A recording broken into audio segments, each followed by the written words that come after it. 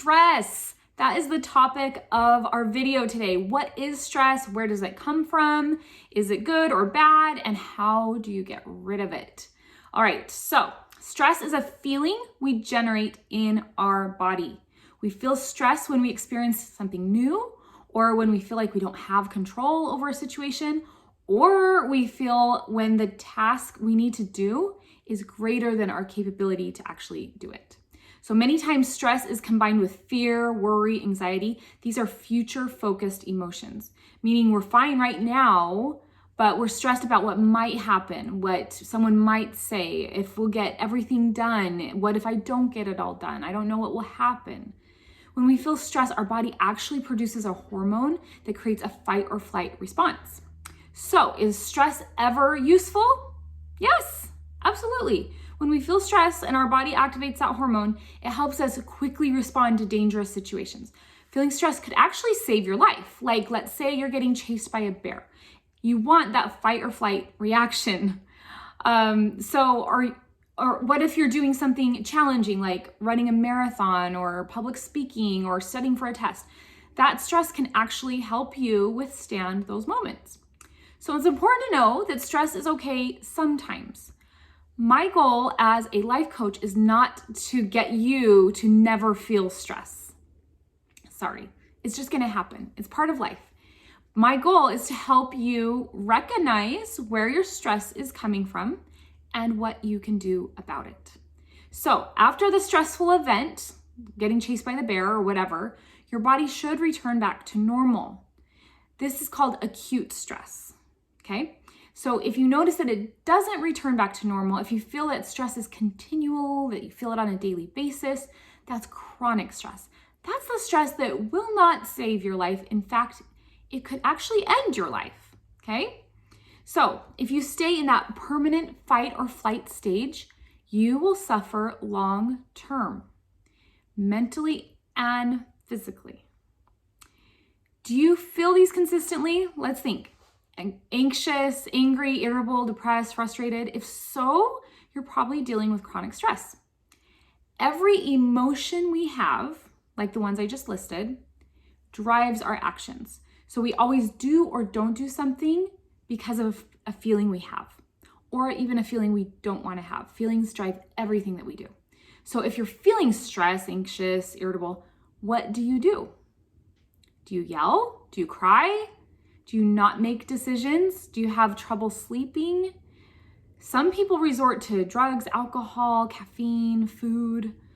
If you're saying, yes, this is me and I want to change, then good. I'm getting to that and help is on the way.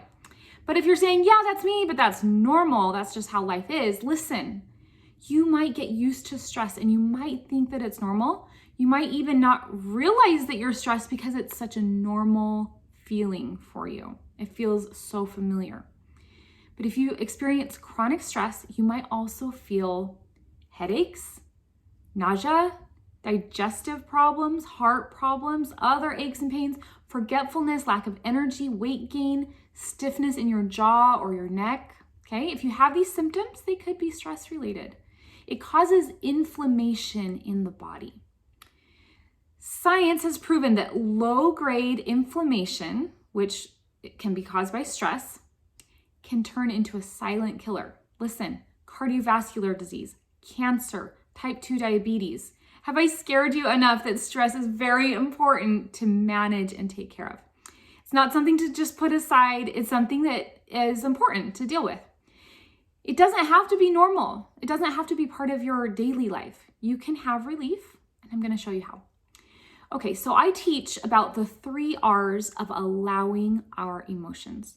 The first one is pretty easy, and hopefully now that I've been talking about it and you're still listening to this video, you've been able to do it. It's recognize. That's the first R, recognize.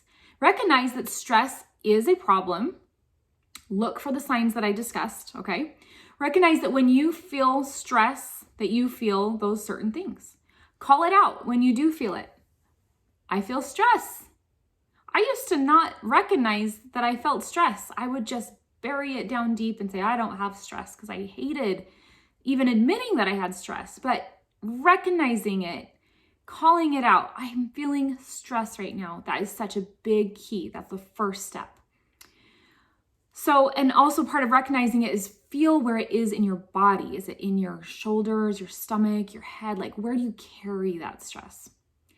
The second step, the second R, realize what is causing the stress. Now, this can be complicated. It's hard for a lot of people to understand, but it's actually very simple. Stress is a feeling, and feelings are always caused by our thoughts. Okay? So thoughts are the sentences in your brain. Whatever you're thinking, however you're interpreting the world around you, the obligations you have, whatever, those create the feelings like stress. Let's say you feel stressed because you have a lot to do. Okay? It's very normal. It's not just because you have a lot to do. What are you telling yourself about those things? Are you saying, I have to do these things? That's a common thought that people have. I have to do it. Part of realizing what's causing your stress is looking at those thoughts you have. Do you have to do anything? No, you don't. You really don't. You don't have to make dinner or go to work or drive your kids to school. You don't have to do any of it. You can choose not to do any of those things. But you might be saying, well, if I don't work, then I'll get fired. Or if I don't work, I won't have money. Yeah, those are the consequences. You don't always get to choose the consequences, okay? Do you want those consequences? No, I don't want those consequences. Okay, then you actually want to go to work. You actually want to take care of your kids. You actually want to cook dinner or whatever it is. Just that simple switch in your brain telling yourself, I actually want to do these things instead of I have to do these things, it will relieve some stress from your brain and from your body. I did this with my daughter. She gets stressed so easily and quickly about the future. She gets stressed about homework and school and what will happen in college and all these things. She says, I have to do all these things. I have all these things I have to do. And I told her, you don't have to do any of it. You don't have to do your homework. You don't even have to graduate high school. You don't even need to get your GED if you don't want to. And, you know, it was a more lengthy conversation than what we have time for in this video, but she thought about that for a while and the consequences of not doing those things. And she thought, well, I want to get good grades and I want to go to college. And I said, okay, so that's different. You want to finish high school. You want to do your homework because you want to do well. That is so different than feeling that burden of I have to.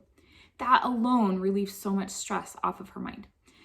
Let's think about this. If you're a person that's continually doing too much, okay, working too much, constantly running the kids around, going above and beyond in school, signing up for tons of service or PTO, or constantly cleaning the house, all these things, ask yourself, why? Why? What are you telling yourself about all of those things? Okay? What do you make it mean that you're doing so much or that you have so much on your list? When you come to coaching with me, I love this because we'll dive into all of that. There's so much there. It will blow your mind. I love this part about coaching because we not only address all your thoughts that lead to stress, but we look at the cycle that you are in and we help you get unstuck and move forward in a healthy way. Okay, the third R, the third step is release. A lot of people resist. They resist stress, and this actually makes it worse. But when you allow your stress to just be there without shoving it aside or trying to cover it up with drinking or eating or whatever, you just allow your stress to be there. It will have the effect of releasing your stress. I have some great techniques when you come to coaching to work on releasing stress. It involves a lot of thought work. It involves a lot of breathing. I have great mindfulness exercises where I help you visualize where you're holding on to the stress in your body and then releasing it from that place. This has been so helpful for me in my personal life, and that's why I was so drawn to becoming a coach so I could help other people with it. Okay, the other things that can help you with your stress, a healthy diet. Think nutrients. Think every time you eat, I want lots of nutrients, okay? Water, Limiting your drinking, caffeine, drug use. A lot of people think that that helps with stress, like that helps them cope with stress, because that might give you a temporary buffer from the pain. And I get that, okay? But actually, it makes the stress worse. It makes the problem worse. They can actually increase stress and anxiety. Exercise, taking a time out, self-care, meditation, sleep, all these things will help you with stress and that inflammation that causes that chronic stress. The best thing that actually helped me was, like I said, getting coaching on stress. And I was at a place where I couldn't even admit that I had stress. I just buried it down really, really deep. I was tired, irritable, I gained a lot of weight, I had trouble sleeping, I had digestion problems, and I felt awful. So when I learned how to live a healthier lifestyle, including getting coaching on my stress, I finally moved past that chronic stress, and I feel so much healthier and happier and more committed to myself, okay? But it doesn't mean I never have stress. When I do those 3 R's. Realize, recognize, and release, okay? If you have stress and you felt it for a while, then it's gonna feel very familiar to you. You have very strong neural pathways in your brain that lead straight to stress, okay? It's very common, it's very comfortable. And to change it actually sounds very unfamiliar and very uncomfortable. So, change is hard. And especially when it's changed for the better. But with coaching, you're actually going to redevelop new neural pathways that will lead to a healthier place. Of course, that's going to take work. Of course, it's going to take energy. And your brain's going to say like, no, it's too much work, too much energy. No, you can do it. Have patience with yourself. Be gracious and loving to yourself, and you can do it. Don't be afraid to ask for help. It doesn't mean you're a failure because you asked for help. It means you are succeeding and you're on the road to success. I have a link that will help you with all of this information plus so much more. So click on that. Feel better now. It is possible. After you click that link, I will send you some more information about all of this. So check your inbox and take care.